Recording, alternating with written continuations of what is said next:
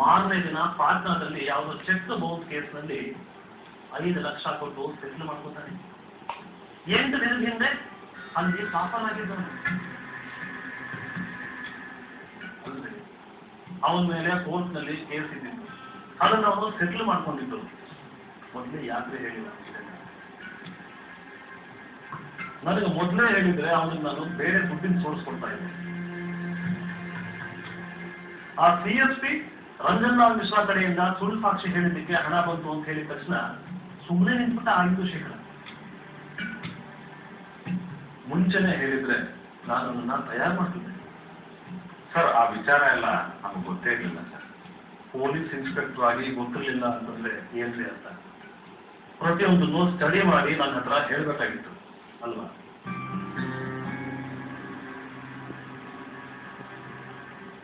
ಅದರ ಮೂಲಕ ಆ ರಂಜನ್ ಲಾಲ್ ಮಿಶ್ರಾಗೂ ಈ ರಾಜು ಮರ್ಡರ್ ಕೇಸ್ಗೂ ಲಿಂಕ್ ಮಾಡಿಬಿಟ್ರು ಆ CSP.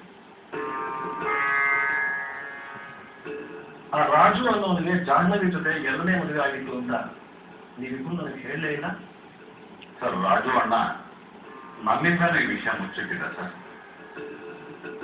ರಾಜು ಅಕೌಂಟ್ಗೆ ವೆಂಕಟಾಚಲಯ್ಯ ತಮ್ಮ ಅಕೌಂಟ್ನಿಂದ ಹಣ ಟ್ರಾನ್ಸ್ಫರ್ ಮಾಡಿದ್ದು. ಇದನ್ನ ನೀವು ನನಗೆ ಹೇಳಲೇ ಇಲ್ಲ. ಕ್ಯಾಶ್ ಕೊಟ್ವಿ ಅಂತ ಹೇಳಿದ್ರಿ, ಅದು ಮರ್ತೋಗಿತ್ತು ಸರ್. ಯಾವ ಥರ ಪೇಮೆಂಟ್ ಮಾಡಿದ್ರಿ ಅಂತ ಅದು ಬಿಡಿ. ಆ ನಿಮ್ಮ ಐ ವಿಟ್ನೆಸ್ಸು, ಅದೇ ಆ ರೆವಿನ್ಯೂ ಇನ್ಸ್ಪೆಕ್ಟರ್ ಇದ್ದಾನಲ್ರಿ, ಇಡೀ ಕೇಸನ್ನ ಅಧ್ವಾನ ಮಾಡಿಬಿಟ್ಟ. ನಾನು ಏನ್ ಹೇಳಿದ್ದೆ, ಮೀಟಿಂಗ್ ಮುಗಿಸ್ಕೊಂಡು ಕೆರೆ ಗಂಟೆ ಮೇಲೆ ಬಂದು ಕೂತ್ಕೊಂಡು ಹೆಂಡತಿ ಮಕ್ಕಳ ಜೊತೆ ಮಾತಾಡ್ತಿದ್ದೆ. ಆಗ ದೇಶಪಾಂಡೆ ಅವರ ಕಾರ್ ಅಲ್ಲಿಗೆ ಬಂತು, ಕೊಲೆನಾಗಿತ್ತು ಅಂತ ಹೇಳು ಅಂತ. ಆದ್ರೆ ಅವನೇನ್ ಹೇಳ್ದ, ಪೆಟ್ರೋಲ್ ಮುಗಿದೋಗಿತ್ತು ನನ್ನ ಸ್ಕೂಟರ್ಗೆ, ಅದಕ್ಕೆ ಅಲ್ಲಿ ನಿಂತಿದ್ದೆ ಅಂತ ಹೇಳ್ತಾನೆ. CSP ಬಿಡ್ತಾನೆ.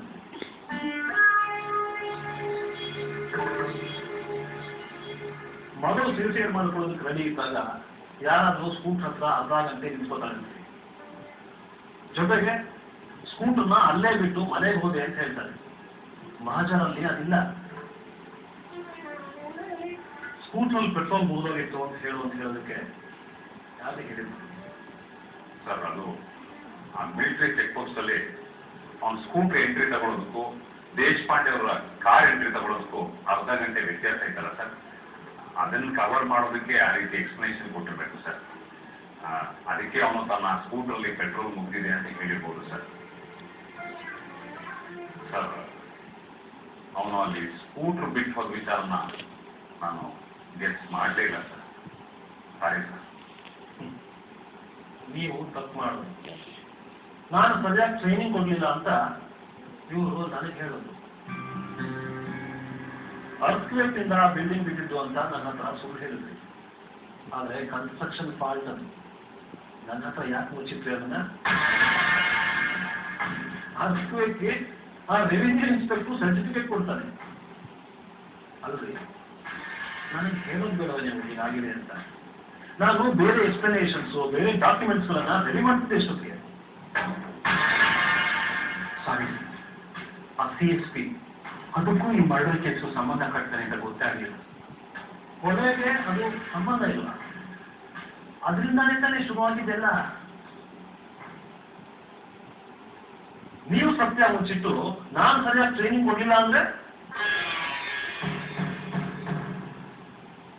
ಆ ಮಹಂತ ದೇವ ಸತ್ತ ಮೇಲೆ ಅವನ ಸಿಗ್ನೇಚರ್ನ ಫೋರ್ಜರಿ ಮಾಡಿ ಅವನ ಜಮೀನನ್ನ ನಿಮ್ ವಶ ಪಡಿಸ್ಕೊಂಡ್ರಿ. ಇದನ್ನ ನನ್ನಿಂದ ಯಾಕೆ ಮುಚ್ಚಿಟ್ರಿ?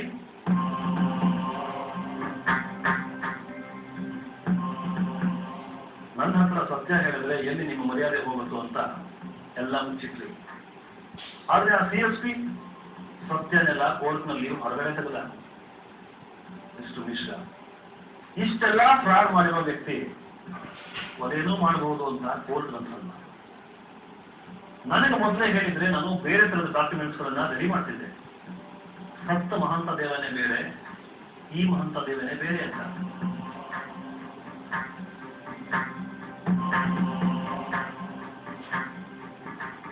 ನನ್ನ ಹತ್ರ ಸತ್ಯ ಮುಚ್ಚಿಟ್ಟು ನಿಮ್ಮ ತಲೆ ಮೇಲೆ ನೀವು ಕಲ್ಲು ಚಪ್ಪಡಿ ಹೇಳ್ಕೊಂಡು ಈಗ ನನ್ನೇ ಬ್ಲೇಮ್ ಮಾಡ್ತೀರಾ?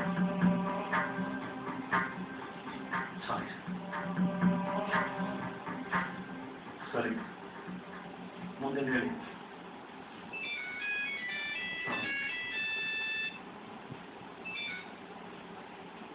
ಹಲೋ, ಹಾ, ಯಾರು? ಹೌದಾ, ಯಾವಾಗ? ನಾನೀಗಲೇ ಬರ್ತೀನಿ, ಹುಷಾರಾಗಿ ನೋಡ್ಕೊಳ್ಳಿ. ಸರ್, ನನ್ನ ಮಗ ಜೈಲಲ್ಲಿ ಒಂದು ಗಲಾಟೆ ಮಾಡ್ಕೊಂಡ್ಬಿಟ್ಟಿದ್ದೀನಿ. ನಾನು ಈಗಲೇ ಹೋಗ್ಬೇಕು ಸರ್.